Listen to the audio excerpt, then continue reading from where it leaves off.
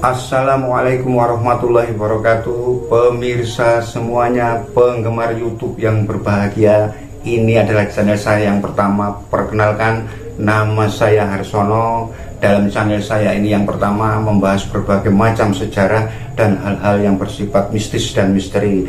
Bagi teman-teman dan saudara-saudari yang menyukai channel saya ini, saya mohon bantuannya untuk like, komen, dan subscribe. Atas bantuannya saya ucapkan banyak terima kasih. Assalamualaikum warahmatullahi wabarakatuh. Salam seduluran. Assalamualaikum warahmatullahi wabarakatuh.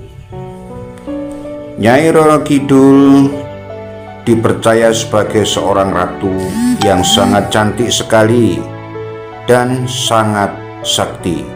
Beliau mempunyai berbagai macam ilmu kesaktian, termasuk ilmu untuk menaklukkan besarnya ombak di pantai selatan. Di samping mempunyai berbagai macam ilmu kesaktian, beliau juga mempunyai berbagai macam pusaka yang sulit dicarikan tandingannya. Salah satunya pusaka yang dimiliki oleh Nyai Roro Kidul yang sangat terkenal itu adalah tombak Karerariksa. Dan tombak itulah yang dipergunakan oleh Kanjeng Sunan Kalijaga untuk mengalahkan Prabu Siliwangi. Nyai Roro Kidul dipercaya oleh banyak masyarakat bahwa beliaulah yang menguasai samudera Indonesia. Kalau di Jawa Tengah, beliau dikenal dengan nama Nyi Roro Kidul. Nyi Roro Kidul adalah seorang ratu yang maha sakti. Beliau pula yang menguasai makhluk-makhluk yang gaib atau tidak gaib yang berada di wilayah Laut Jawa dan bagian selatan. Baik itu ikan-ikan dan seluruh jin yang ada di dalam wilayah pantai selatan. Tidak ada satupun bangsa jin yang berani melawan beliau. Semuanya tunduk dan menyembah kepada Nyai Roro Kidul. Bahkan di Parangtritis, di sebuah objek wisata, kadang-kadang masih dilakukan upacara yang berkaitan dengan Nyai Roro Kidul. Bahkan ada larangan-larangan menggunakan pakaian yang berwarna hijau, karena warna hijau adalah warna kesukaan beliau atau Nyai Roro Kidul. Kemudian ada pula yang mengait-ngaitkan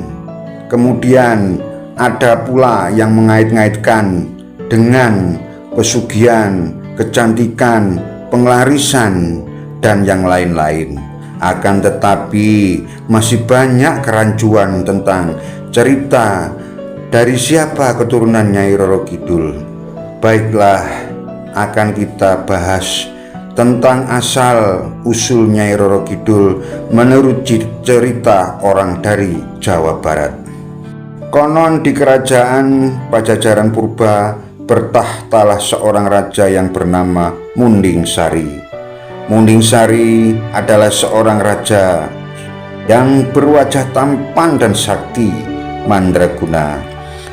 Beliau raja yang sangat bijaksana, sehingga beliau sangat dicintai rakyatnya. Kegemarannya beliau adalah berburu.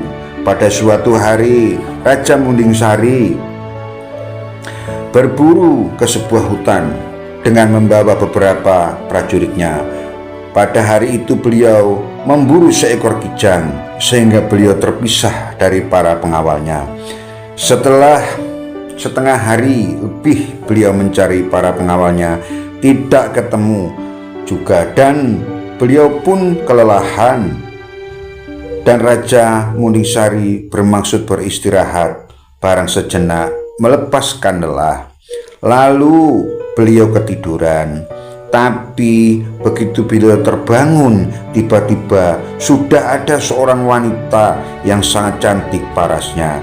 Beliau pun bertanya, "Siapa kamu, Cahayu?"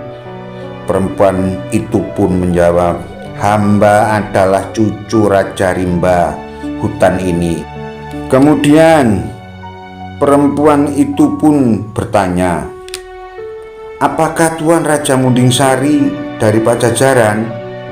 "Ya benar, aku Raja Mundingsari dari Pajajaran." Kemudian perempuan tadi mengajak Raja Mundingsari mampir ke rumah kakeknya, penguasa Rimba. Tak lama kemudian sampailah mereka berdua ke istana Raja Rimba tersebut. "Di sinilah saya tinggal, Tuan," gadis itu berkata pada Raja Mundingsari. Karena kecantikan dan kelemah lembutan gadis itu, maka tak lama Raja Mundingsari pun menikah dengan gadis itu. Mereka hidup berbahagia dalam suasana pengantin baru, dan Raja Mundingsari pun tinggal di istana Raja Rimba hingga beberapa bulan. Hingga suatu hari Raja Mundingsari teringat dengan kerajaan Pajajaran, dan beliau pun berpamitan untuk pulang menjenguk kerajaan dan rakyatnya, dan istrinya atau cucu Raja Rimba pun mengizinkannya. Kemudian Raja Mundingsari pun meninggalkan istana Raja Rimba, yang sebenarnya adalah Raja Rimba itu siluman. Sesampainya di istana Pajajaran, beliau disambut dengan tangis kebahagiaan oleh permaisuri dan seluruh isi istana. Selang beberapa hari kemudian, tepatnya di malam hari, tiba-tiba beliau mendengar suara tangis bayi, dan Raja Mundingsari mencari suara tersebut.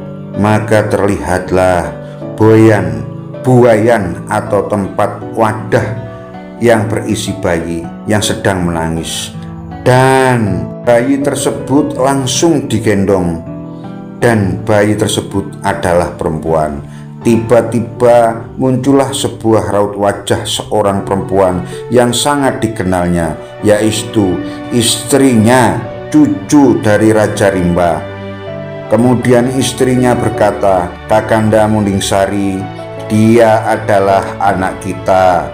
Kuserahkan anak ini padamu, Kanda, dan besarkanlah dia di kalangan manusia, karena aku sebenarnya adalah siluman," kata istrinya kepada Raja Mundingsari.